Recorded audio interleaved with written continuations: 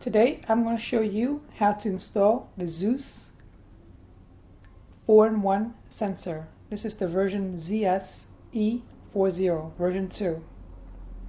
It was extremely hard for me to add with the ZwaveJS integration, so I'm going to show you how I did it myself. Click on Configure,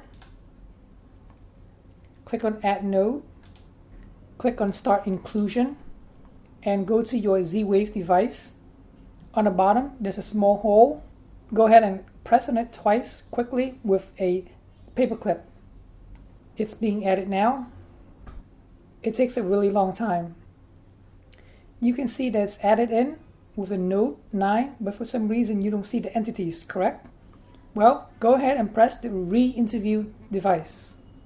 Start re-interview and go ahead and press the bottom button twice again using a paperclip. And voila!